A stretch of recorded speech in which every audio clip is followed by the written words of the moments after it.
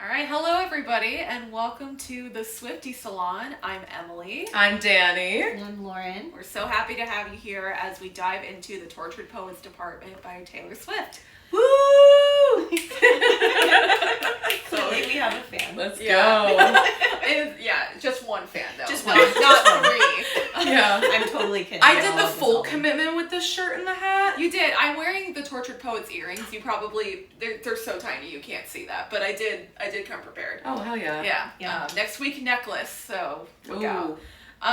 So the Swifties Salon is a space to channel the endless thoughts that we have on Taylor's work by taking a look back through her lyrics. Like the salons of the Enlightenment era, we hope this can become a space for Swifties to gather and talk about the music, share how it relates to our lives, your lives, connect with others from all walks of life, and build a loving community. So again, we're really happy to have you. We are now diving in officially to the track list. We did our intro to Tortured Poets. We did our intro to who we are. You can check out those episodes if you need more context from us three yappers, right? and trust me, we yapped. We yap. Yeah. So this week, though, we are focusing on track 1, Fortnight, featuring Post Malone. Yeah. So Taylor dropped the track list pretty soon after announcing Tortured Poets, which the streets are saying that was because of a leak. Do you remember that? Like, because I feel like, Midnights, we had that Midnights Mayhem situation, and there was allegedly going to be some version of that for Tortured Poets, but then it got leaked. I do remember, at least from my limited knowledge, because I try not to stay on Twitter for too long, but in my very limited knowledge of being on Twitter and just seeing the hype around Tortured Poets, I do remember someone had started a tweet thread, I suppose, of I can't believe this was leaked. I can't believe they leaked it. And I'm like, what did they leak? Did they just leak the entire album? Because that was kind of the catastrophic thing that I thought of. But no, it was the track list. So we got the track list pretty early. Yeah. So how do we feel about getting it that way versus a Midnight's Mayhem organized thing? I hate leaks. I know these albums always leak even a few hours before it officially drops. I've never felt inclined to listen early because I really enjoy the experience of either having the physical copy in my hands or gathering with friends to listen together. So I prefer to listen when it actually comes out. And so even I know there were AI versions of Fortnite that I dropped that so casually, but I knew you guys would She doesn't want to hear it too. I refuse to listen. I know what the lyrics are. Bad. I'm very if I'm gonna be radical about one thing, I'm very anti-AI, and I understand that there might be some nuance to that, but for me personally, I'm just no, I don't even want to indulge. Same. Yeah. I still haven't heard it, actually. I think of the three of us, Dani was the only one that heard it. She was trying to oh my gosh, did you guys hear it? Did you guys hear it? And even after hearing the actual published Fortnight for the first time, I still haven't heard it, but Dani is the only one of the three who actually heard it. So tell us about it. Yeah, you never thought it was real, did you? Or did you? Oh no. Dani, did you think? I think I thought it was real. Yeah. I think because, okay guys, listen. I think it did kind of sound like more of a Post Malone track, the AI. Okay. We can't speak to it, so I'll take your word for that. I can't even remember how it went either, which thank God. Thank God I can't remember how it went. The only one I can remember is so happy that my Travi made it to the big game. So happy that my Travi made it to the big game. Crazy work. Yeah, it's bad. It's bad. It's diabolical. Yeah. Sorry, I didn't want to hear it, and I forced her to hear it. I mean, at least I heard it from a real human voice, and that is true. Yeah, not an AI and Taylor. Just a robot. You know what I heard today? An AI of Gaga and Taylor, because Gaga's album comes out tonight, and it already came out in New Zealand, and they AI'd her voice with Gaga and said that Taylor's on that track, and that's she has her own verse and everything. I clicked on it and I was like, wait, Taylor and Gaga? Oh my god, I'm freaking out. Looked it up online, not real. Yikes. Damn. Who's doing that? Yeah, it strikes again. Track list wise, I think it made sense to release it pretty quickly. I remember at the Grammys was saying that she was about to go to Japan.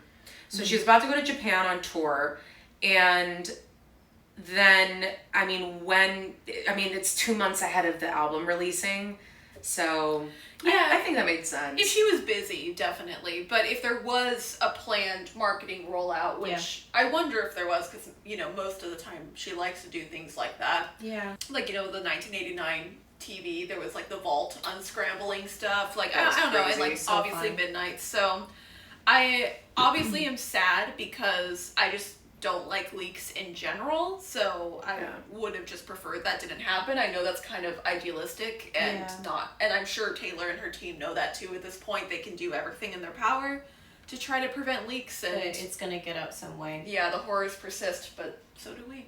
Yeah. So so I mean, yes, it would have been very cool if she had a rollout, but I'm not, I was still excited when she posted the track list to look. Oh, yeah. Yeah. That was like a hot topic of discussion. I remember in our big Swiftie chat with everybody, it was just like, oh my gosh, like the track list leaked. And when the track list leaked, it was like a big point of discussion in our Swiftie group, and we were so excitedly like picking which ones we were stoked to hear for the first time. Yeah. I don't know if I saw any leaks proper. I don't remember, but I remember her posting the Instagram thing, and we were all like zooming in trying to read the tracks, because that font is tiny. Even on the physical album, that font is tiny. I will complain about that. What did you guys think when you saw Fortnight featuring Post Malone? How did we feel? I'm a Post Malone girly. Stoked. Yeah. I was so stoked. I was also curious because he was going to be, it was already announced that he was going to be at Stagecoach. So I knew he was doing a country switch by that point. So I'm like, it kind of like raised my suspicions about the genre. Not thinking Taylor was going to go country, but just what is the vibe going to be? Is it going to sound more like beer bongs and Bentleys kind of vibe? Or is it going to sound more like Taylor's vibe? Midnight, like, Midnight's bedroom pop? Is it going to be like folklore? I don't know. Like, we just didn't, like, going back to how we didn't know the genre. Yeah. Well, and Post Malone has such a distinct sound too. So like what is featuring Post Malone on a Taylor track going to look like? Yeah. I think that was like the part that was the most intriguing for me personally. Being a fan of Post Malone. That was definitely my number one song that I was excited for when we had to like rank in the Tortured you're Poet a pop big up. posty girl. Huge posty girl. Yeah. Post Malone, if somehow you're listening to our podcast, We I love you. very much. Do you want to be on it? Yeah, you're welcome to. My feelings toward Post Malone are very much, and I've said this a lot, like, not just about him, but about various people in my life, that he's like my long lost friend who comes to me from another life, right? Yes. We picked apples in Papa's orchard together. In the English countryside. In the English countryside. Yeah, you get it. Here we go. You know me. So I just love him, like him, the person. He has such a softness. And I mean, I don't know him as a person, but his public persona is very soft. Yes. Yeah. Like, he just is one of those people that looks tough as nails, like the tattooed face, just what a rapper, quote unquote, looks like, right? And then every single interview that I've ever seen with him, he just looks like the biggest teddy bear. Yeah. And I love him so much. And I also appreciate the fact that he is a massive Lord of the Rings dork. And owns the One Ring magic card. They only ever made one, and he has Malone it? owns it. Yeah, just a fun fact. In case you guys are Tolkien, like Lord of the Rings people, Lauren's you're my your people. girl. You are my people.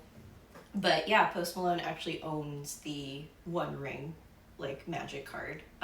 If at some point we can like find an image of it, I'll probably send it to Dani to hopefully put on screen here. Yes. So you guys can see what it looks like. But Post Malone is the proud owner of that card. Which is really cool. Do you think that's why 2024 was the year of Post Malone features? Did he use the One Ring to rule them all? Oh my god. It all makes sense. Am I cooking? Yeah. I think you're cooking. She's in the kitchen. I think you're in the kitchen. Yes, chef. I've turned on the stove. Yeah, chef. Things are heating up. Did I tell you guys my Post Malone story?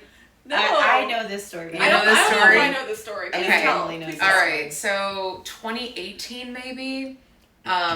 I was really big in going to the Rainbow Room. So freshly 21, and the Rainbow Room is off of Sunset Boulevard next to the Whiskey A Go Go. Yes, it is. Very popular 80s rock spot. Still like that. You'll still find biker dudes in there that look like they just got off a motorcycle in the 80s. Leather is the dress code in there. Not sexy leather, biker leather. I went with my friend. We were sitting at the bar. And my friend, I guess, was just looking over, goes, that's Post Malone over there at that table. I don't know the story. He had only had one album and the singles from the next album out. Was this pre-Spider-Verse? Because 2018, Yes, So- that was Pre-Spider-Verse, yeah. it hadn't come It out was yet. early. Yeah, it was Yeah. before Oh, Better He's, like, Now. just- It was before. just hitting the Okay, scene. okay. Yeah, it was before all. Yes, like he got really big. Wow. Beer Bongs and Bentleys, that second album, like, boosted him. So it was right before that album. So just singles only from that album out. And I asked the bartender, I was like, what does Post Malone drink? She goes, oh, he's in here all the time. He either drinks a Bud Light, which we know, or tequila. I said, get me a Bud Light. A simple man. Yes. Dani. So I said, get me a Bud Light. And then I asked her, I was like, can I please take it over to him? And she said, yeah. So I walk over to him. He was on the end of a probably 6-person table, so he's on the end. Okay. And he is fully leaned in talking to the person next to him. Oh my God. So I'm coming up and literally interrupting his conversation. You were so brave. I would never. And it was The so boldness. crazy.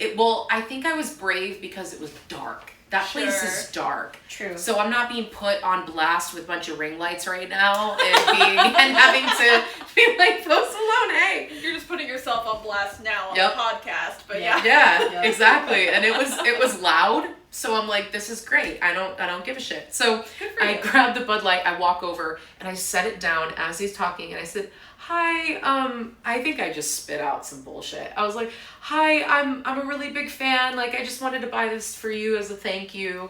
And he turns like around like this and he goes, thanks, man. Like, Aww. totally high as fuck. Calling me a dude. And I was like, okay, like walked away and I was like, okay, there we go. But Wow. Yeah. I didn't know super- this story until Valentine's Day of this year. Which Yeah. is so Oh, funny. recent. Yeah, Okay. very recent. Wow. Like she told this story and I was just like dying laughing. I'm That's like, of crazy because I course. feel like we've talked about Post Malone a lot, I just know. like as Yeah. a friend group, and And that story has Yeah. you've just just been sitting on this. I've been sitting on this That's She's story. like, Sorry. remember that one I've time been that he sitting- thought it was Wow. a dude? I've met the craziest people in the craziest locations, and know. I'm sure we all have. It's an yeah. LA thing. It really is. Jake Gyllenhaal in an Erewhon with my friends. Of I course. saw Yes. Jake Gyllenhaal and what's his name, Marcus Mumford, splitting a turkey leg at Disneyland together. It's like a core memory, like Inside Out has like core memories that like little bubbles that like live in your head. That 100% is a core What memory emotion? of mine. What emotion? Was it though? a romantic, It was- like, I take a bite, you take a bite? They were like picking it off together. It was really cute. I was in line for Wow. what used to be known as the Cove Bar. Now it's Lamplight Lounge. You used to be able to just kind of like wait in like a standby line for like the bar area. And yeah, I was waiting and it was so weird because I had literally just like physically almost run into Kendall Jenner like 10 minutes before. Wow. And I was like, oh my God, that's a Kardashian Jenner. Like, yeah, okay. And they were just always at Disneyland. So, that's true. They're at always there. Disneyland. They're always That is there. So true. as like a 2/3 past. of us have worked at Disneyland. Yes. Okay. Like as Sandy, past you have cast not. members. I worked at uh, Universal. Emily and I. Oh, yeah. So we've all been theme park eras. Yeah. Okay. Theme park eras. Yeah. But like as Disney cast members of Yeah. the past, like the Kardashian Jenners are just always there. Yeah. So Justin yeah, I Bieber almost said "saw dude" to me backstage once, and I was like, well, okay, Nice. I guess that can happen. I have a Justin Bieber story too, but I don't know if that'll ever come up. Yeah. Mystery. I never You know. never know. You never know. We start You never yapping know. on these things and then We can do here we are. a celebrity encounter mini-sode maybe at some point because we have so many. Oh, I have some good That ones would- too. yeah, I have we really have good- photos some and really stuff good too. ones. That'd be. I don't have photos, but like when I worked as a tour guide at the Warner Brothers lot, so Oh, many yeah. stories. Yeah. We should do mini-sode. Okay, mini-sode coming your way, I think, because we just have so many stories. I mean, if you want one, you guys gotta let us know. If this is We interesting. all like probably have family members. Like I know me because I'm from the Midwest. Do you meet any celebrities while you're out there? You're As like, if they're walking around in the wild, But they kind of are. Kind of are. So I kind of do are. have some stories from the The- 10 years I've lived here. I think Yeah. the weirdest like culture shock is that like they just live here. So most of my celebrity encounters have like been like at the grocery store, or if I'm like out, I don't know, in just a random store picking out something, I'll just turn around and someone Yeah. there. I will say though, I have a really hard time recognizing them sometimes. All this to Love say, celebrities aside. Yeah. Yes. Okay, so we were hyped for Post Malone. Yes. Sorry. Back yeah, to back the to actual Fortnite. track. Yeah. Yes. We love Post Malone. Love Post Malone. Just real quick, do you guys have favorite Post Malone songs? And do you have a favorite feature from last year? Because I feel like he really made the rounds last year, feature-wise. I don't want to be that person that says sunflower. but Sunflower's so good. aside, but it's mostly like Swally. It's not a lot of Posty in my opinion. Sure. It's mostly. That's so Swally. funny. I was gonna say my favorite is with Swaley. Swaley? Swaley. I'm so sorry if I'm not pronouncing it. You're like, who is that? I don't know. My I favorite don't- song with him is also Swaley. It's called Spoil My Night, but it's off of Beer Bogs and Bentleys. It's not off of F1 Trillion.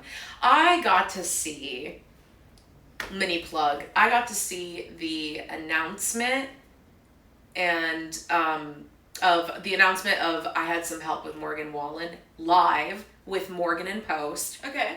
premiering the song at Stagecoach. Oh, saying, cool. hey, we did a song together. This Here is it the is. song right before F1 Trillion came out. So, Nice. but yeah, I'm a Spoil My Night girl. What about you? Yeah, I am probably the least immersed in Post of the three of us. I do really like him. Mhm. Is a song called Circles? Yeah, I love Yes. Circles. I too. love that one. That's probably Yeah. my number 2. Like I Yeah, was I gonna really finish like that that thought. song. Like I don't want to say. Yes. Yeah, like Circles. I don't want to say Sunflower. Like Circles is probably like my next one. So Yeah, but I stole do the love words right out of my Sunflower. mouth. And of last year, Fortnight aside, Levi Jeans with Beyonce on Cowboy Carter. Levi Jeans is very good. Incredible track. Incredible track. Incredible record. Yes. Overall, Very but, like, deserving. Very deserving. We're beyond. We're in the beehive. We are in the beehive. We are in the beehive. Firmly. I love her so much. Yeah. Oh, I love you, Beyonce. I know. I love you too. Yeah, so, okay, good to know. I Yes. do feel like I should listen to more Post Malone, because every time he crops should, up, it's I'm like, love that guy. Yeah.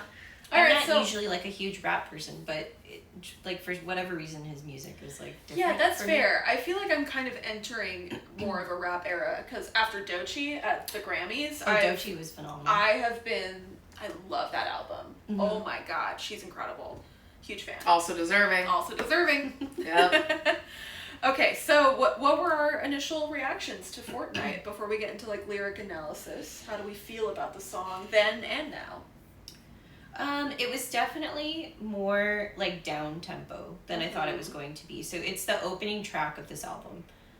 So it's really the one that kind of dictates what this album is going to be, at least for me. 1,000%. And I think for Taylor too. Yeah, and Yeah. for Taylor. I'm in her brain. No, like very down tempo though, and just not what I thought it was going to be. I guess that's so repetitive of me to say, and I'll probably say it 100 times, but I definitely thought like, okay, we have a Post Malone feature that's opening this album. This is gonna be a banger. Like it's gonna be kind of like this up tempo, faster. I don't know if it's gonna be like a dance beat per se, because you know the kind of marketing material that they were floating around didn't seem like dancey to me. Sure. But you know, Posty's got some bangers that like you can kind of like bob your head to and like dance to if you like really wanted to. Yeah. And this one was more sad, and it was like more solemn and like this like very like melancholy feeling that I felt opened the album, and a very good tell of what the hell you were getting in for. With these at the time 15 tracks? 16. 16. 16. Yeah, so here you go. Here's the 16 tracks, and like this is only the first of them, and this is what it's gonna be. So Yeah. What'd you think, Dani? I, for a minute, for a long time, thought Tortured Poets should have opened the album. The title track. Okay. I thought that should have been Interesting. the first line of that song. You're in the Tortured Poets department. However, after doing our lyrical analysis and revisiting Fortnight with Tortured Poets, I agree that should have opened the album. I don't see where else she could have put that. If she swapped them, why would you have this upbeat? You have this great opener and this downer for the next track. Totally. Right. Like to me, it doesn't make sense to go backwards. No. Yeah. And like you had Tortured Poets and then you have a I was supposed to be, and you're just like, this is no. You're like, bring back the snare drum. So I think not only production wise, but I think lyrically wise, where you're telling a story of like two people that were once together, now they're with other people. They're wondering what might have been. I think it's a good soft intro. Yeah. And then Tortured Poets is like the next intro. So I think Fortnight is more of a prologue to me. Interesting. Than an actual like chapter prologue one. is a good way. I love the concept of a prologue. For me, like when I first heard Fortnight, like my initial thing was like, okay, I like this. This isn't what I was expecting for the intro to the album, but in hindsight, I think it's the perfect intro for the 100%. album. Yeah. 100%. Like I mean, obviously there's the connective tissue from Hits Different on Midnights to Fortnight. With in Hits Different, she says, "Have they come to take me away?" And then Fortnight, it opens with, "I was supposed to be sent away, but they forgot to come and get me." Yes. I think that's beautiful connective tissue, right? And I mean, connective tissue is something I'm going to talk about a lot in my essays on Patreon and in our lyrical analysis here on the podcast, because I feel like this album especially has so much connective tissue within the album itself and to her previous discography. Yeah. So lots to talk about there. But yeah, I feel like it's it really sets us in her mental headspace for Tortured Poets. And I like the fact that it's more abstract than some of the other songs, which might be more directly about what we were reading in the tabloids, right? Right. So Fortnight is, obviously a bit more removed because she's talking about this like Pleasantville, Stepford Wives-esque like neighborhood. We're like on polite terms. I'm watering flowers, or your wife's watering flowers. I want to kill her. Like it's very... Obviously, I don't think there are spouses involved, literally. Yeah. No, but just no. like that notion of like, we're pretending to be cordial, we're in each other's orbit, but there is that like underlying like yearning and tension. I don't know what you guys think about this, but I really like the theory. I can't take credit for this theory. I also do not remember where I saw it.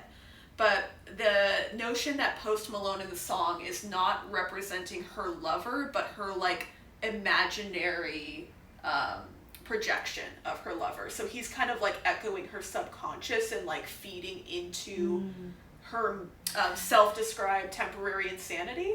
Like a limerence? Yes. He's representing limerence? Beautiful way to put that. Yes. Ooh. Yeah. So I mean, not to say that the other way isn't also true and makes sense, but I like the way his voice sounds on the track, where he's just kind of echoing what she's saying.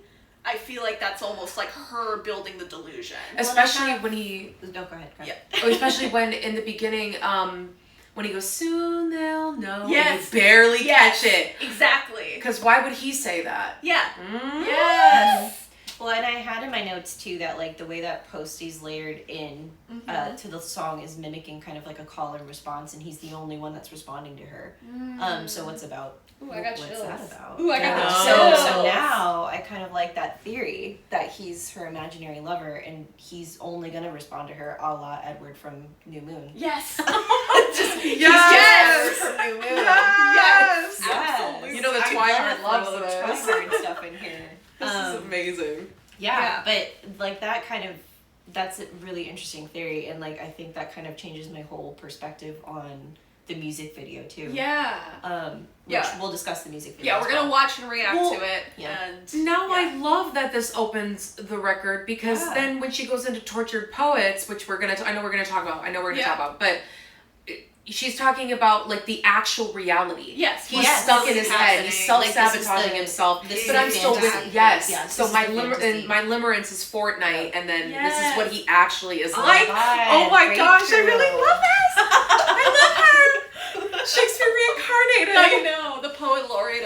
music. Oh. Yeah. I love you. If you didn't know already, based on what we're all wearing and why we're talking about this, I just if you couldn't tell, we really love Taylor Swift. We really love. So much. Yeah, so like when I first heard it, just like as a track musically, so taking away all the meaning and the lyricism and like the thematic relevance to the album, just as a song itself. Okay. Initially I was kind of like, okay, I don't hate it, I don't love it, but then as the music video came out, and as I listened to it more, and now almost a year later, it's a no skip. I love that song. 100%. I love the song. I don't know what I mean, maybe it's the narcotics speaking, but I love that song. I didn't think after the first listen that it was like in my top songs off the album. I wasn't sure, and I felt really bad as a Post Malone fan. Just kind of admitting that to myself. I don't know if this one's like the top 5, top 3, but it's definitely up there for me now. In terms of like if I were to rank, the original album or even the anthology, I think that Fortnight's kind of up there now. Because there's just so many like little things to pick apart about the production of this song that are just really fun to listen to over and over and over again. Yeah, this is Mama Dina's favorite song. Is it? Yeah, she loves it, and she says she loves it because it's easy listening. It's simple, it's easy listening. It's mellow. I love the build up. Thought of calling when it just builds up to that, and then Jack starts throwing in all of these like things in the like I don't know. I don't explain it, but during that part he throws in all of these little like noises and he just brings it up and then it ends with her going, yeah. I mean, I really do think it puts us in her mental state in when she was going through this time. Yeah. Because it is kind of removed from reality. And I feel like that's kind of where she was. She was kind of removed from reality for 100%. Yeah. Again, if this is like the true fantasy of like what she was building up in her brain, like she was pretty removed. Yeah. Should we talk about the lyrics themselves? Let's do it. We have our little printouts. We have little printed out lyrics. So if we're like glancing down, or you hear whatever, paper rustling, that's these what it are is. our printouts. This is the Torture Poets department. Yeah. Right. And we love physical copies. Yes. Physical media, man. Physical media. And we type them out actually on a typewriter too. That's Here not we go true. We wanted the full commitment, guys. We wanted the full. We're method podcasters. I love it. All right, so I know I want to talk about like the first verse already. So I mentioned the Hits Different connection with I was supposed to be sent away, but they forgot to come and get me. Not only is that connection really nice, but what do we think emotionally about the they forgot to come and get me? What does that say to you? I mean, so to me, it was just kind of like, I need help, or I've needed help for a while. Yeah. And I'm just kind of screaming into the void, nobody's paying attention to me. Yeah. Like, I've needed help for so long, and still nobody is like hearing my calls of like help. Yeah. And I'm just forgotten at this point, like, what am I supposed to do? Which then is the next line, I was a functioning alcoholic till nobody noticed my new aesthetic. Yeah, which I want to talk about that line too. Yeah. That's one of the ones I highlighted. But just staying in the they forgot to come and get me for a moment. I mean, obviously that speaks something so deeply sad to me. That it's like you are a 5-alarm fire and no one's gonna put you out, right? Right. Like that. And it's also interesting, and I don't want to get too literal, but having words like that come from the most eyeballed person on the planet, like somebody who's under so much scrutiny, Right. and still to feel like something is being ignored or not addressed, and I'm not going to speculate on what that thing is, but that just really struck me. And then what you're saying with the functioning alcoholic line, again, I'm not going to speculate on whether or not that's literal, No. And who are we? We don't know her, right? Don't know her. And this could Love just her. be a Don't know lyric her. to kind of hit that like point home that like nobody's noticing. Like I'm destroying myself here. Right, but I feel like the functioning alcoholic new aesthetic couplet is very Swiftian. Like I'm gonna tell you a whole story in I think it's let's see 1 2 3 4 5 6 7 8 9 10 11 words, guys. Album 11 words. She tells us exactly a whole story. Right, and that's just that notion of like I was controlling my alcoholism, metaphorically speaking. And then once nobody noticed that I was going to such great efforts to hide whatever vice of mine, then I spin out, right? Mm-hmm. It's right after that too that he says, "Soon they'll know." Yes. Soon they'll know my Soon they'll know my new aesthetic. So like that kind of subconscious is like they're going to find out. Mm-hmm.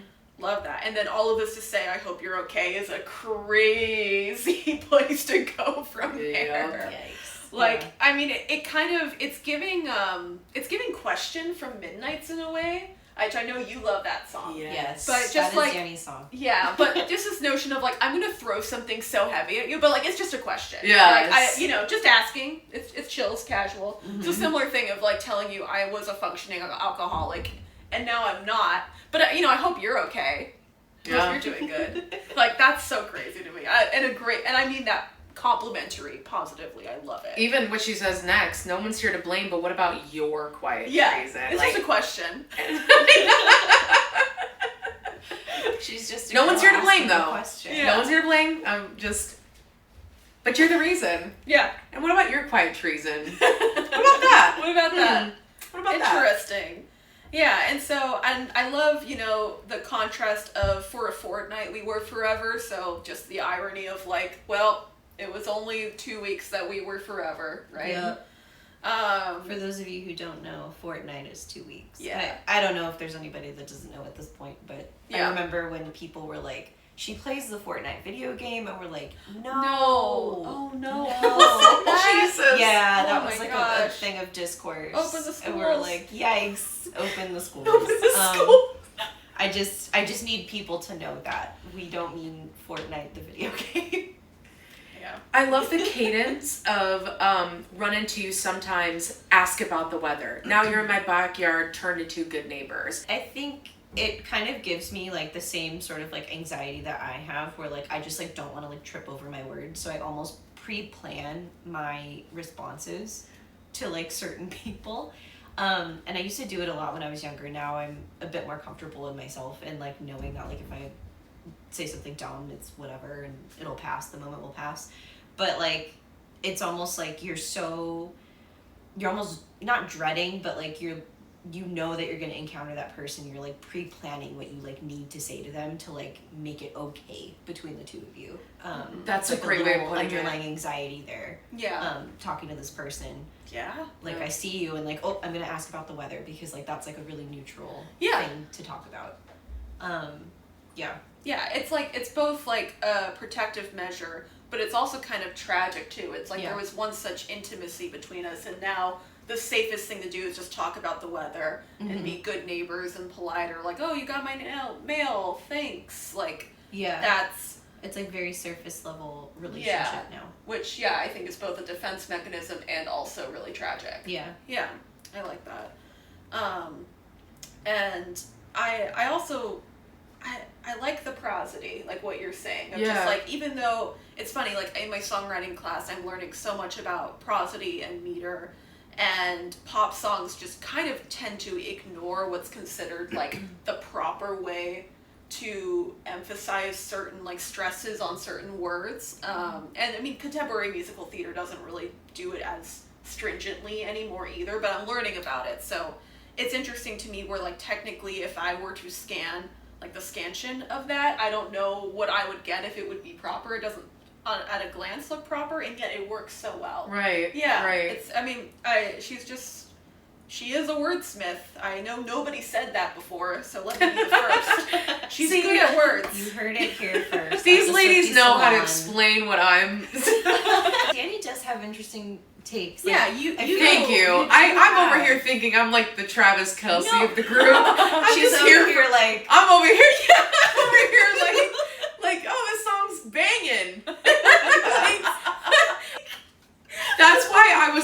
I'm the enthusiast, okay? Listen, we're one and the same. No, Him and I are Dani, literally one and the same. You're making points. Okay. Please. Like, I'm just building off your points. That's what we do. We Yeah. build off the points. But we Yeah, live up to our exactly. names. For real, we live up to our names. This is why we were named this. Do we want to move on to the next verse? I have a question. Yes, go for it. Okay. I love the line. This is actually my favorite line in the entire song. All my mornings are Mondays stuck in an endless February. Okay. I love it. Please help me understand it. Okay, I can do that. So she's saying that, like, I mean, first of all, I do like, I don't know if this is intentional, I like that mourning could also be mourning with a U, like grief, okay? Wow.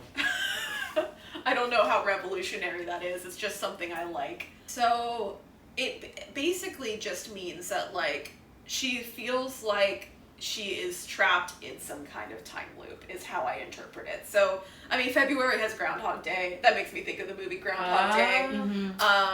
And I'm not saying that's like the subtext she's intentionally putting in there, but I think choosing something like February, which we all were just complaining about, feels like it lasts forever, even though it's a short month. Yeah, I think, you know, it feels like a long month. I just think she's trying to express this sense of, like, I am trapped in hell.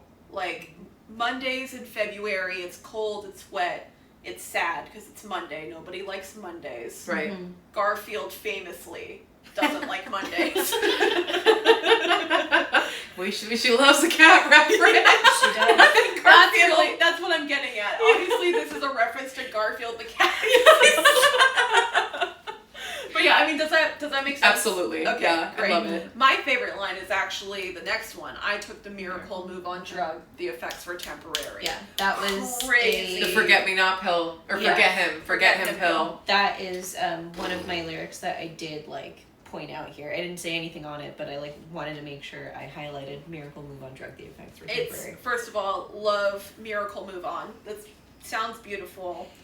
And the reveal of the effects being temporary is it's just, I mean, it's pretty straightforward in what it means, but I just love living in that notion of, like, I mean, it kind of connects to a later lyric, I think in LOML, where she's saying get love quick schemes, which was also a line from a poem from the Reputation era. Tour. Yeah. Yeah, of, like, why she disappeared, I think is Yeah. what it was Why called. she disappeared. Yeah. We'll talk about that more, but just, like, this notion of get love quick schemes. So, like, the same thing of, like, the miracle move on. Oh, you're sad? I'm going to help you get over it really quickly.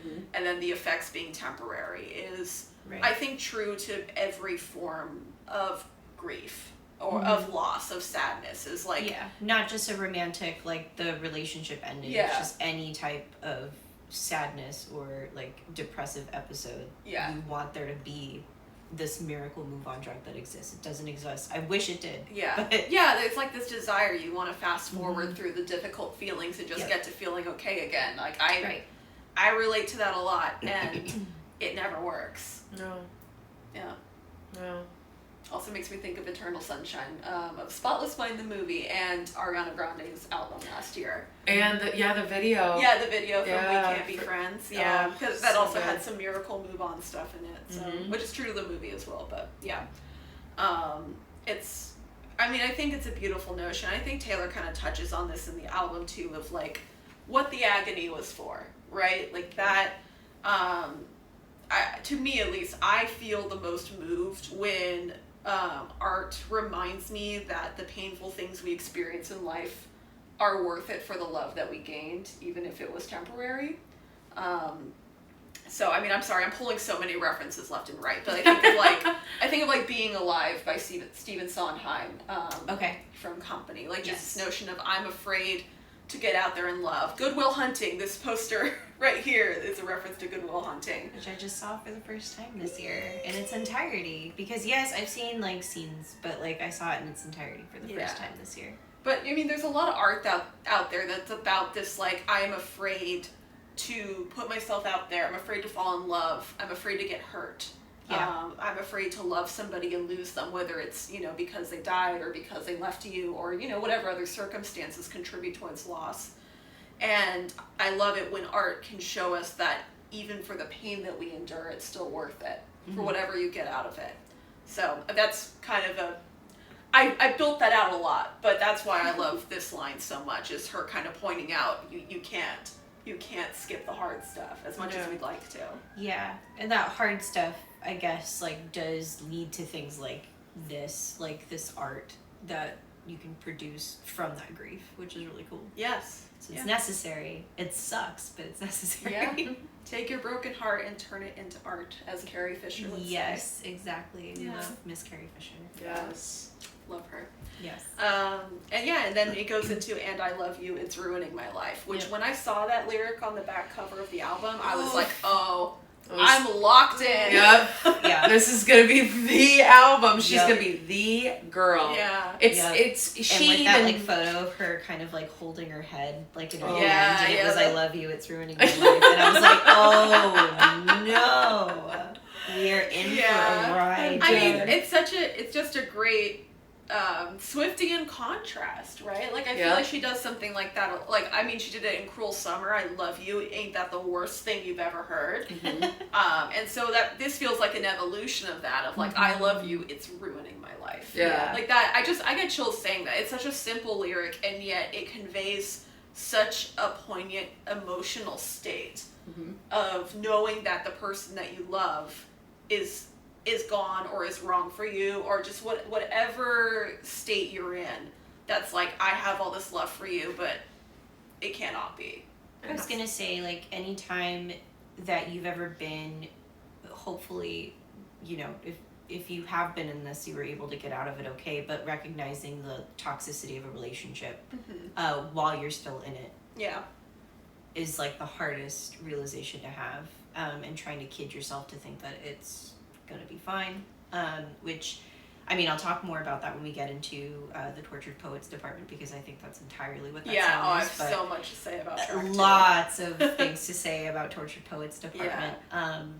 But yeah, it's just it's like this really sad realization when you have that happen. You're like, oh man, I need to stop this behavior, but I can't, because it's now habit, or it's making me feel temporarily good about something or what have you. But it made me sad when I was reading it for the first time, but also when she's like singing it for the first time. I mean, the way she sings it is it has so much yearning and so much sadness. And to our theory that we've stated about the subconscious aspect of it, when Post Malone echoes, when he echoes it back, I love you. I feel like it's, I mean, again, it could very easily just be the lover singing it back to her, but I like the notion that it's what she wants him to say. I love him being the fantasy Edward Cullen. Yes, in this the situation. new moon Edward. He is the new moon Just Edward picture Cullen. that. Yeah, Just picture that. Edward. Please, Dani, put a picture of new moon Edward Cullen on the screen. Great. Robert Pattinson, I also love you very much. So much. Incredible. Good. Any other lyrics we want to call out? What do we think of the bridge? If nothing before the bridge. Anything else? So I always thought when the line "move to Florida, buy the car you want," I didn't know that it's about them going to Florida, right? I did initially interpret it as like you and me, we're gonna move to Florida, we're gonna buy the car you want. As long as you're with me, that car is gonna run. Okay. But I know I like the idea of like, yeah, you go ahead, but you know, you can get the car you want, you can get this new identity for yourself, a la Future Track Florida. But I was gonna say, it's the without first mention of Florida. Yeah. I don't think, I mean, we'll get into that Florida discussion when we get to it, but like, first mention of Florida. I also thought it led into the next song nicely, because she's saying, this person's bad for me, but I have this confidence. Who else is going to decode you? Yeah. Who else is going to know you? I just thought it was kind of like a similar vibe, but it's probably not. Well, again, like, this would be like the fantasy.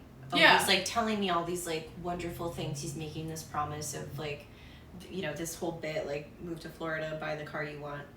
Yeah, and I like the notion that this fantasy is saying it's kind of like I Wish You Would in 1989, like how she's talking about like, oh, driving past her house, I assume you hate me, so I'm not going to stop. But she secretly wishes he would. I feel like this is kind of the same thing of like, he's not actually saying these things to her, but she's wishing he would. Like, he's wishing, he's like, I do want to call you, but I know you're not going to pick up.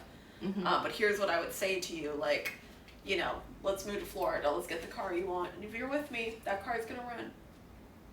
But, again, that's just how I like to look at it. I'm not saying that's how it is. So, what do we think of Fortnight now? Like, I mean, we kind of said it. Like, we love it, and we do go back and revisit it often. Yeah, it's kind of simple. Like, there's not a ton of lyrics to it. Like, I think Tortured Poets is like 2 full pages printed out of lyrics, which is cool. Yep. But I feel like it keeps you in that mental space that she's in throughout. It kind of suspends you, even if you're repeating the bridge or repeating the, like, I love you, it's ruining my life. Like, it feels very cyclical. It feels like you're spiraling. So, yeah, I just think it's such a great introduction to where the album is going in her so-called temporary insanity. And it's just kind of setting up the trajectory of, again, what I consider to be side A, which is her facing the consequences of adding narrative structure to her own personal life. In the limerence. Yes. Yep, all of that. Absolutely. The situationship, chasing after someone you know is not right for you, staying in any way. Oh yeah, all those themes. Yeah. I think it's a great track 1. I don't know if it's my favorite track 1, like as far as like album openers. I don't know if you guys have opinions on that. Ooh. No, because I can think of My Girl Folklore. Yeah, like nothing. So, I don't think anything's. Yeah, I think. I can name a lot that I love. Lavender Haze as an opener. I love Willow as an opener. I even love Tim McGraw as an opener. I mean, Tim McGraw's a good Fearless. opener. Great opener. Yeah. Yeah, there's so many good track 1s. And this, not to say that this one's any worse than them or anything, but I don't know if I can rank.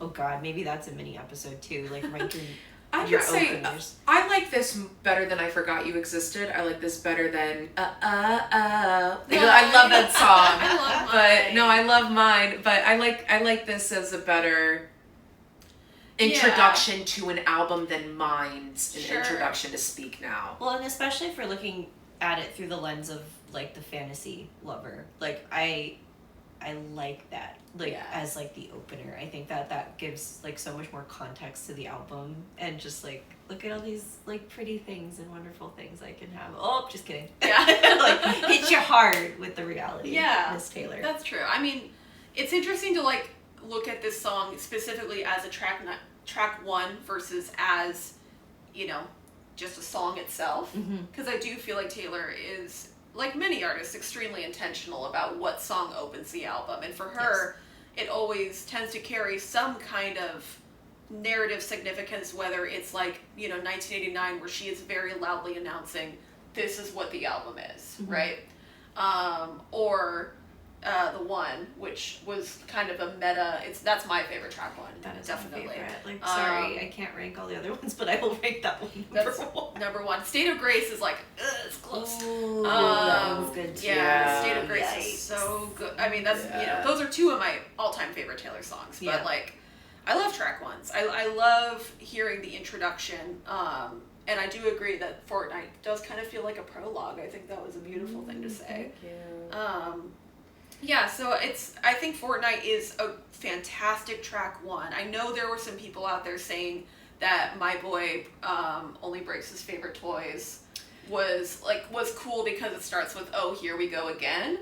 And I get that on a meta level, but I think Fortnight is still a stronger, like, this is where we're starting. That should not have opened an album. Yeah, no, what was I the other agree. one? How Did It End? Was, like, there was a discourse on if How Did It End should be the opener for That's the too much. No, and I'm like, okay, I get it, because the whole album is just, Everyone leading up to it was like, yay, we're gonna find out what happened. Yes. Yeah. Like I get that. I completely understand, but also that song as it is should not have opened this album. Like, I would have immediately been like, oh my God, I don't know if I can do this. Like, you know, our late night experience, I don't know if I could have gone on if that was the opening track. Yeah. So I mean, I think it's how did it end is one of my favorite songs. I love it. Both. I love but it. if it Yeah. opened it, that would have been a lot. It would have been a lot. Yeah, I agree. So yeah, I think this is a really great track one. There are other track ones she's done that I think are so incredible on every conceivable level. But this stands amongst them. Maybe a solid above middle of the pack is what I would wager. Yeah. Yeah. Cool. Yeah. So, anything else on Fortnight? Just a little bit, I guess, because people are probably wondering what our thoughts were on the music videos, since we've only gotten 2 music videos as of this recording. Yeah. For Tortured Poets. So, what do we think? I mean, the music video really increased how much I loved the song. I loved the aesthetic of it. I loved the references to like Dead Poets Society, to shout out to both Ethan Hawke and Josh Charles, who played Todd Anderson and Knox Overstreet. And might I say, oh Captain, my Captain. I loved the fact that she like had them cameo, because the discourse online when she originally announced this album's name was, oh, the Dead Poets Society, and like everyone just kept referring to it as that, and she kind of threw us a little bone with the 2 of them cameoing in the video, which was really fun. But I do also think Dead Poets Society is kind of thematically relevant to the album itself. So whether that was a nod to discourse or not, I'm just glad it happened. Either way, I'm happy that I was able to see both of them in the video. But yeah, I feel like she was delivering like some Bronte sisters. She was delivering like some Frankenstein, some Mary Shelley gothic horror. The like very sanitized aesthetic of the department itself, or the insane asylum imagery, was, you know, it just all really worked for me. I'm excited to watch it again because it's been a while and kind of react to it there. But definitely just like on the whole, I've watched it a lot. I really like it. I think it's one of my favorite of her self-directed music videos. Yeah. I wanted to talk about it being the lead single from the Grammys. Yes. I don't agree with that. I don't agree with it being the lead single. Yeah. I don't either. Yeah. As much as I do love it, I think that there are much stronger tracks that could have been submitted for the Grammys. And it's crazy because this album won no Grammys. Yeah. But yeah, I didn't agree with Fortnight being the one. I think it's out of context. It's too weird. And I say that with love. Like, no, it's true. I feel like it works so well because it's the opener to this album that's just going to tell you like a story, right? But by itself, as like a representation kind of radio hit, I don't know if it works as well. Yeah, I just think like I'm thinking about the general public listening to something that's about like, your wife waters flowers, I want to kill her, and being like, what is she talking? Because I mean, I think people who really follow Taylor and her music, which to be fair is millions of people, will have more understanding for it, but the masses, the general public who are not as dialed into her, I don't see them connecting with this song. I feel like, and you know, I'm speculating, I obviously don't know. I'm sure Post Malone being featured on it helped push it to some capacity, but it didn't feel like it had the same broad appeal as other songs on the album might have. And when I say that, I'm thinking about Down Bad. Okay, yes, because Down Bad was about to, like, people were doing TikTok dances to that. Fair enough. Like, people were really taking on to Down Bad. Yeah. It's interesting because, like, obviously Down Bad has some weird imagery too, but it's a little bit, it's got cheeky references to sci-fi films. It is relatable, this, like, notion of, like, we had this, like, extraterrestrial, otherworldly romance and now it's over, so. And very much, like, made as, like, the pop song on this album, I think. So, like, that one's the easiest, in my opinion, the easiest one to digest. Yeah. For, like, just the masses who are tuning in to, I don't know, whatever radio station they're listening to. Out of context. If Down Bad comes on, it's like, oh, okay.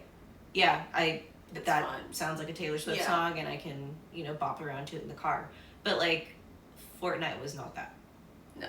It's a great song, but it just, especially with the singles of last year, the other songs that, you know, we had, obviously, like Espresso, or Good Luck Babe. Good Luck Babe. Yeah. Especially talking production. Record of the Year's production. Yeah. And in putting that up against Good Luck Babe, I mean, there's all kinds of cool stuff. I So do love that song, though. I love it. Oh yeah, it's one of my favorite songs, but why it's up for Record of the Year for when that's When it's a production award. It's a production award. I Can Do It With a Broken Heart has a little bit more. I mean, also kind of the production in I Can Do It With a Broken Heart is also crazy. Yeah. But So, and that kind of was a single. You made it a music video. So why?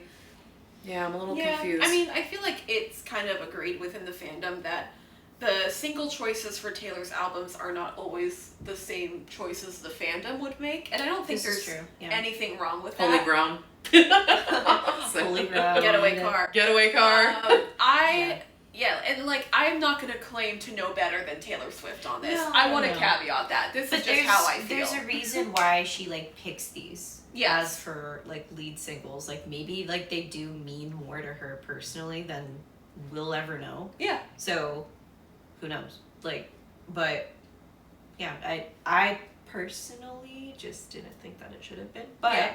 I am one fan, so Yeah. I mean, I think Yeah. that I feel like the fandom tends to agree on this point. I just Yeah. want to acknowledge that there is obviously an information gap. Like I'm not in this industry. I don't know what it's like to sit in a meeting and make these decisions, Right. whether you're as an individual or with your label or with your team, whoever it is you trust. As Taylor, who kind of has carte blanche to do what she wants, right? At least as far as I know. I don't think she wrote this for awards. I think Yeah. she wrote this because this was her way of processing everything that had I happened. agree. Right. It was a lifeline. And I've heard that consistently, like even since, you know, the album first dropped. We had a birthday party for my roommate, I think like the weekend right after this dropped. And all the Swiftie friends were kind of like gathered around that table. And the general consensus was she didn't write this for anybody else except herself. I agree. And I'm like, yeah. And I think that's why people are just having a really difficult time with it, because it was the first time that she had really made an album that was, hey, this is just for me. I'm letting you listen to it, but this isn't really written to be like a radio boppy album like a lot of the other albums were. I agree. And the fact that it was in the midst of the Eras tour, and therefore I feel wanted like, it to be as energetic maybe as like well, Eras yeah, tour. but I also Like, think I that don't know. gave her a cushion of just like, you know, I do agree. I do think that this album was more for her than it was for us. And I really love that. I think that's a very brave thing to do as an artist, and a very necessary thing to do as an artist. Like, having broad commercial appeal can be great. And don't get me wrong, this album did gangbusters as far as its sales, like physical sales and streams. But it is definitely not something I think that translated to the general public the way, say, like 1989 or like Anti-Hero, like some Midnight Singles did, or Folklore even. Yeah. And I don't think there's anything wrong with that. And I also think, or at least I wonder, if the Eras tour kind of helped her feel more comfortable doing something like that, because at the end of the day, she's still on the biggest tour in pop history. Yep. So She's still no matter, the most famous person in the world. yeah, so. like the cushion is there, and Yeah. I think it's like kind of a perfect storm of she's, you know, as she's maturing, it's becoming less important to her to put out things that are universally beloved by all. Yeah. It's also her feeling liberated and having the freedom to create something that is purely for herself, where her previous albums have always been a way of processing and have always been a way for her to manage her own life. But at the same time, she, especially when she was with her old label, had to consider things like what was commercial, had to, you know, take notes from the label of what things had to be, whereas now she is big enough that she can more or less do whatever she wants. Like, you know, there's caveats to that, but yeah, I just think it's a wonderful thing she did. I do agree that I don't know if she went into the Grammys expecting to win anything, and I know she loves awards, but I also know that I think it's kind of like it can be a bit of everything, right? Yeah, well, like she's worked her booty off Yeah. for so many years, and to be able to afford to put out an album just for herself and not have to worry about that is really cool. Also, this was the highest selling album of. Yeah, no, that's what I'm saying. It's like, wait a minute, so who cares? for She her- got the for most. her. She got the most numbers I out was of gonna anyone, say- even that one. For her and not for her, like, you know, Swifties are we're a force to be reckoned with, in terms of like a fandom. So Definitely. We'll show up. definitely. Show up and show out. Yeah, I mean, that is kind of interesting to me that it is so commercially successful from a pure sales perspective. But as far as, like, being in the zeitgeist, it's not. Right? No. Mhm. Like, No. it still feels very much like this is a niche album that was just for Swifties, but it also happened to sell a ton of albums and break a ton of records. Because the amount of Swifties are like millions. Yes, for sure. of But it's people. just interesting to me because Yeah. I mean it's just the way that like pop culture has evolved with the internet is that there can be like I mean Fortnite the game is massive and I don't know a single thing about it. I don't know anything. And so like I guess it's just like one of those things, these like subsections of pop culture that can be massive, or like TikTok influencers who have like 25 million followers and I have no idea who they are. Exactly. Yeah. Like, you can't be a total expert in every single thing pop culture. Yeah, No matter how big it is. right. Yeah, I mean, you mentioned Fortnite, the video game. I feel the same way. I have no idea what the heck that is. Yeah, I don't know. I'm like, I know it's a what- video game. I know that there's dances that you can do, I guess. But Oh. that's all I know. I thought that was a meme. So No, like, I think it's like a in-game? thing. Please correct me if I'm wrong. Anybody watching Someone please this? explain what Fortnite Someone is. explain Or what don't. Fortnite is. I Or will. don't. I don't know. A simple Google will Yeah, probably we teach us can- everything we we can need look to it know. up. TikTok, I yeah. know there's skins, right? Or is that Overwatch? Yes. Is it both? Yes. Who's I to think it's say? both. Yeah. I guess we'll never know. I don't know. I'm just kidding. We'll look it up. We'll do our research. It's making me yawn. That's how little of interest I have in that game. Respectfully, if you love it, I think that's Yes. wonderful. My brother affectionately calls it fork knife. So yeah. So now like every time I For see a fork Knife there. that's like we how I went. sing it in my head. I'm so sorry, Taylor, but that's just like what happened. So blame my brother. That's so silly. But yeah. Did you guys have any more thoughts on the music video? I have questions. Okay. Do we want to move to those questions? Lauren, Sure. do you have any other thoughts? Thoughts on the music video? Yeah. I said black and white girlies rise. I Yeah. love a black and white film. And a black and white Taylor Swift and a album. black- Shout out and to white. Rodrigo Prieto. Yes. Yes. I think this looks stunning. It looks so good. Stunning. So good. So I'm a big Ansel Adams fan as well. Shout out my dad, who got me into Ansel Adams. And in his photography, I think I mentioned this when the first time that we all viewed the video, which was separate, unfortunately. So our reaction will be the first time that the three of us are watching together. At least to my knowledge. I don't know.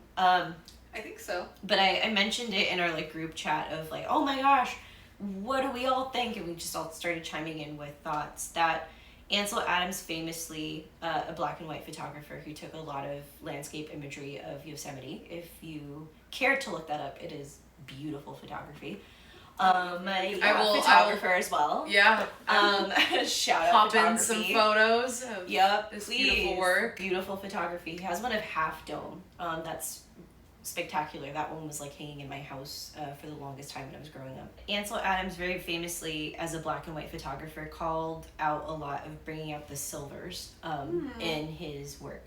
So in his black and white photography, there's a lot of black, but within those blacks, there's still just a real richness of detail. And I feel like this was so reminiscent of that, this music video. I'm not saying she referenced Ansel Adams. I have no idea if she did or not. But in the black, there like can be beauty, which I think this album has a lot of references maybe that kind of allude to that. That like, yeah, like these were really dark times. These are really difficult times for you to get through. But like in that darkness, there can be beauty. Back to this like, you know, from your deepest, darkest moments, art can be made, right? Yeah. So yeah, I'm a fan of this black and white music video. Yeah. Yeah, I think that's kind of like the only thought I had on like black and white, but I mean visually this video is stunning. Which, before we get into your video questions, I actually wanted to ask, what do we think of Fortnight at the Eras tour? We don't have to go into the whole Tortured Poets section. I'm just curious what you guys think of the staging of Fortnight at the Eras With the tour. bed. I mean, I love the Down Bad mashup. The lead into it. The lead into it. That's really beautiful. I just wanted to say I really like it. Like, I like the choreography. It's a cool, like, visual representation of what this is and like what the video was, right? Because now we all have the video to associate with the song. Yeah, and I love like the tilting bed thing that you see in the music video, but I also think it's kind of a reference to the cover in a way because she's in bed. Oh yeah. Oh, that's true. And so I like the sensuality of that. I like the implications. I also like the weird like sanitized, like they're sitting typing at typewriters on the bed too. Yeah. Like there's a lot going on there, I think. And I also like there's this one moment in the choreography. I know like, we're about to say the same thing. Probably. When she pulls. Yeah. And they pull her back. Yeah, and like they're reaching for each other. And Yeah. the yearning of that is really lovely, and also supports my subconscious fantasy man theory. Oh, true. Because he's reaching. I feel like it's less of a theory at this point. She's reaching for nothing. Whoa. She's reaching for Edward from New Moon. He's not there. He's in Italy. He's in Italy. She's reaching for his reflection, his ghost, and and it dissipates. Cool. Yep. I'm less familiar, and I'll have to do like a little kind of recap of what this is because I'm less familiar with like the choreography and things than these two are, because I didn't watch it as frequently when Tortured Poets was like on Eras Tour as I did when Eras Tour V1 was a thing. Yeah. So fair. Yeah. You saw it live. Danny's the only one of us Danny is who the saw only the Tortured Poets section live. Lauren and I both went to the US leg, so Yeah. What did you think? I have more to say when we talk about the like Eras Tour. the section as a whole. Yeah. I think this is pretty straightforward. The same thing that you guys were thinking about it. Cool. Yeah. Okay, so what are your questions? So I have a lot. Let me just maybe point out some important ones maybe that other people might have. My first one is, what is the wiping away of the clean face to Post Malone's? What does that represent to you guys? She's looking at herself and she's wiping away her makeup and it's Post Malone's tattoos. Okay, I have a couple interpretations of that. One is that this is I'm going to try to not get into the paternity testing territory, but what I will say is if we're going with like the timeline of that, this one of the muses on this album is a former flame that people didn't really know about back then, and it briefly came back in this time. He obviously is a jarring contrast from her squeaky clean image. And so I like to think of that as her kind of taking off the squeaky clean image, that she's kind of, a cowboy like him, if you will.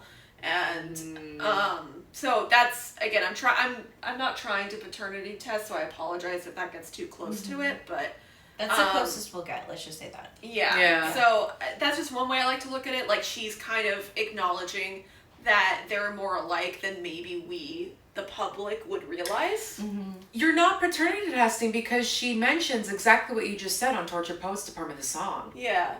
So That's he's true. not squeaky clean in that song. Yeah. He's smoking, he's self-sabotaging, we'll get to that. Yeah.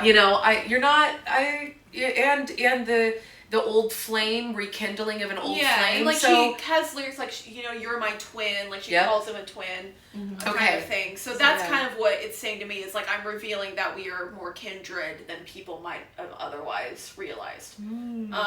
So that's one way I look at it. Another way is also just like, could be a more like overt reference to like the miracle move on drug effects for temporary. Like, you clearly still stay with me.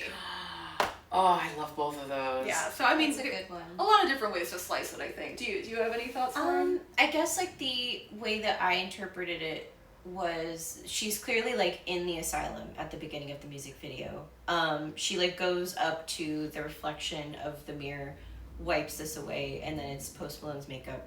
For those of you who have not seen this music video, I interpreted that as now that she's like locked away, she's not like where people can see her anymore. She's like taking off like the mask that is on all the time, and like this is actually like what I'm like behind closed doors.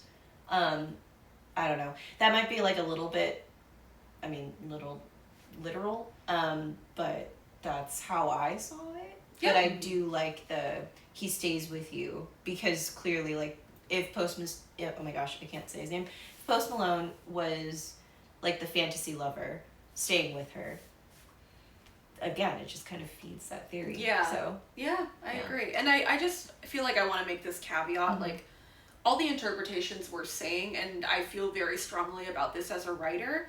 I think sometimes in discourse people want to align interpretations as closely to what Taylor intended as possible. And I do think that's like a valid way to interpret work, is how the author intends it. But I am a big fan of Death of the Author. I am a big fan of, if you as a consumer of the art see it a different way, or whatever way you interpret it, just because that might not align with what the artist intended doesn't mean it's not a valid interpretation. So I just want to put that out there. Totally. When people have interpreted my work, and sometimes they know exactly what I meant, other times they have something different, I'm not like, you're wrong, like, unless it's egregious. But generally speaking, what art is meant for you to internalize. So the way you internalize it, I believe, is generally valid if you have concrete evidence to back it up with, even if that doesn't match the original intention of the author. So that's kind of relevant to what we're talking about, but just in general, as we analyze things and as we invite our community to analyze things with us and share what you think, I just kind of want to try to remove the insecurity of, well, is this what Taylor meant? Because we can talk about what we think she meant. We'll never really know unless she comes on the podcast. But Taylor Swift, come on the podcast. Yeah, we can drink. Join our living room. We have all white wine for you. We have cats. And cats. We have cats. Yeah. We have Chloe. We have Bean. We have Captain. Yeah. This is Bean's house. Just he may or may not make an appearance. He's off camera right now. You might see him on a comfy couch. You might see him at some point. We don't know. But yeah, I just want to put that out there. Like that's. Well, like no interpretation, I think, is wrong unless it's egregious. Right. Yeah. Right. But I feel like everybody has some sort of way that they read that makeup removal thing that makes sense to them. Yeah. So. Yeah. So yeah, I just wanted to put that out there. It was beautiful. It was beautifully said. Thank you. Maybe I should be a writer. should I? Maybe I should write. Yeah, I don't know. Who's to say? I think my only other thing I'll ask, because this might be a little longer too of a question. Can you guys explain what you think that last part of the video is of him in the phone booth and it's raining, she's on top of the phone booth, then he gets out of the phone booth and they're reaching towards each other. What does that still goes over my head? I'm not really sure. Again, it's so abstract to me, so this is more fantasy lover for me. I'm like, it's like she's on top of the phone booth, so she's not on the phone. He is. Right? Okay. So they're not directly speaking to each other. And kind of singing into the phone, call you, that whole bit is like sung into the phone. On a literal sense, you can do I'm calling you and you're not picking up. But in my mind, I actually think it's like, this is her living out the fantasy of what she wants him to say to her. Yeah. So, again, it's abstract. I think there are a million ways you could probably interpret that moment, but that's what I read. Which is why she's on top of it. Yeah, exactly. On top of it, she's not really hearing it. She's also in the rain, so again, it's more sadness because she knows she's never gonna hear this. Yeah. Yeah. So but it genuinely, at least that's that's how my brain is wired to think that it is. But again, it could be a completely different idea that none of us know. Yeah, and it's foggy. It's pretty abstract for sure. So I actually genuinely, if people would comment and tell us what they think it represents, I would love to hear other interpretations. I would love to hear what you all think that it means. Yeah. Well, but then he steps out of the phone booth, or we just see him out of the phone booth, and they're reaching towards each other though. So, but now... But they never meet. right? They do. Oh, they hold, do. Yeah. They do. We see Yeah. her bracelet. I lied. I've seen this. You're video. right. You're right. Yeah, it's been a minute since I I lied. watched I've it. seen this music video before. Yeah. I mean, that's a good point. Like, I wonder if that's like the moment where we're transitioning to like track 2, so to speak, where we're coming into reality of when these lovers actually did connect. Well, because that's when the touch you happens, Yeah. right? Yeah. It was when, and then track 2. Yes. Yeah, but again, that ending is very foggy to me Yeah. personally. That's just how I've interpreted it. Yeah, I almost wish that there was a Tortured Poets Department music video that like picked up right at the end. Like that would be so That cool. would be so cool. Taylor, do it. R.I.P. to that. R.I.P. to Down Bad music video. Yeah, truly. Jeez, yeah. I would love to be wrong. And I mean, I know. I would love to be wrong. We might not be done with that era. We fear Taylor. We We do. do fear Taylor. We've so- said it before. We do fear Taylor. And maybe because we've said there won't be a Down Bad music video. now we just manifested it. Yeah, let's hope. Okay, I have a third question. Yeah. Lucky Please. number 3. Love the question. What can you guys back up before that when it's a shot of her, a shot of him, a shot of her, a shot of him? Those expressions, her running into him on this highway, them laying in this pool of her face, like what's your interpretations of that? I mean, I do think generally the music video is meant to be abstract like the song itself is. I like the highway thing because there are a lot of mentions of highways in the album, like the Florida, I Can Fix Him, I think, the 6-lane Texas highway kind of thing. Yeah. Like there is this kind of like saloon-esque, like getaway car, if you will, runaway, Bonnie and Clyde. Western influence style to some of the musings on the muse of that, right? Or muses, if you will. So I think that's kind of part of it, is like we're out on the road, which could be literal for the tour or could just be the emotional state she's in of like we're escaping something, right?